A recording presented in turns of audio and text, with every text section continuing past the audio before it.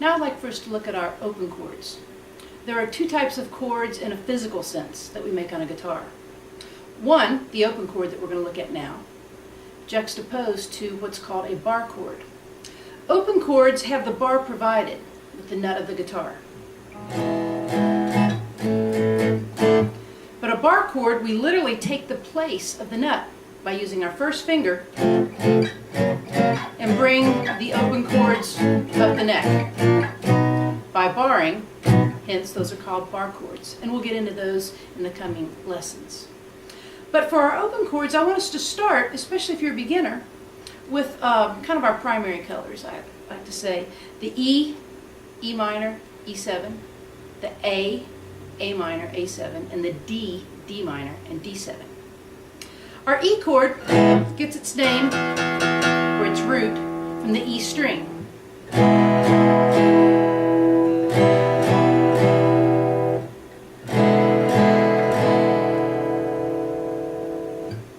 Okay, this first one was an E major, E minor, E7.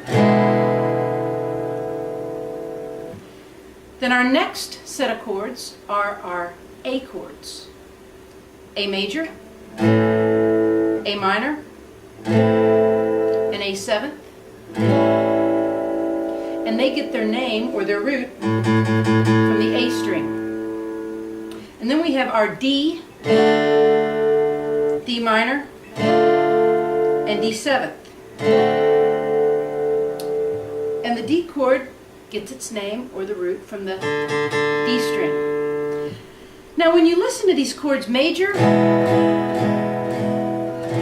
if it just says E with nothing else attached, like any other symbols, that's assuming that it's a major chord. If it's anything else, it'll let you know. But major chords are kind of happy sounding, juxtaposed to a minor chord, which is sad sounding, or in a movie it might be the scary part. And then this would be a dominant seventh, or it's nicknamed just a seventh chord. So I want you to be sure to listen to the personality types: majors, minors, and sevenths. Major, minor, and seventh. And major, minor, and seventh.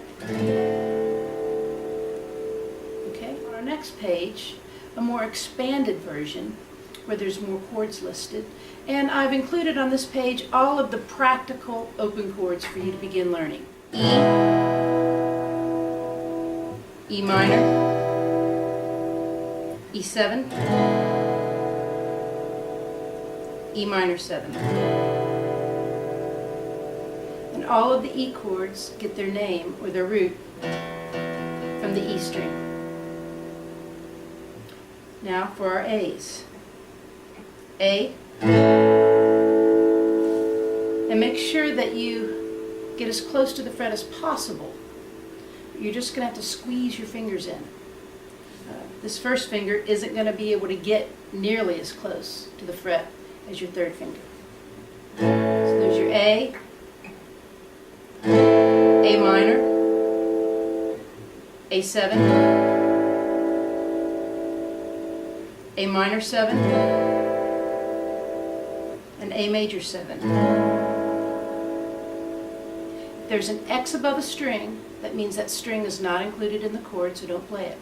An O above a string shows that it's open. Our D chord gets its name, or its root, from the D string. So here's a D, D minor, D7, D minor 7, and D major 7.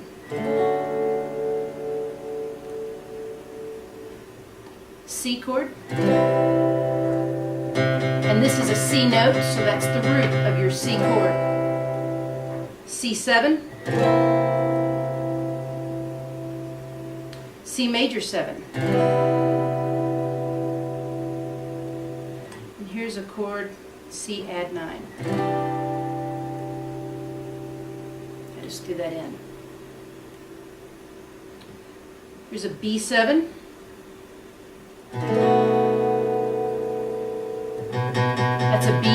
So that names your B chord, it's its root. Now here's a G chord. You can make your G chord this way or with all 4 fingers. Either way. And this is a G note, so that's its root. Then here's a G7. Notice some of these chords, I don't have a minor version. There's not a good way to play a minor version or sometimes a dominant 7th version of some of these chords, or in the case of the B, even a major or a minor, because you'd have to bar. And so this is all about open chords of what's possible to play down here easily, that sounds good, that's a pretty full representation of the chord, that also does not require a bar. Okay? And our F chord, that's an F note, that names the F chord, F major 7. Okay? So review these, make sure that you're listening for the major, the minor, the 7th sound. Major 7ths and minor 7ths, those will come. I put those on this page because I wanted to put every basic chord that you could play without using a bar down here as a point of reference.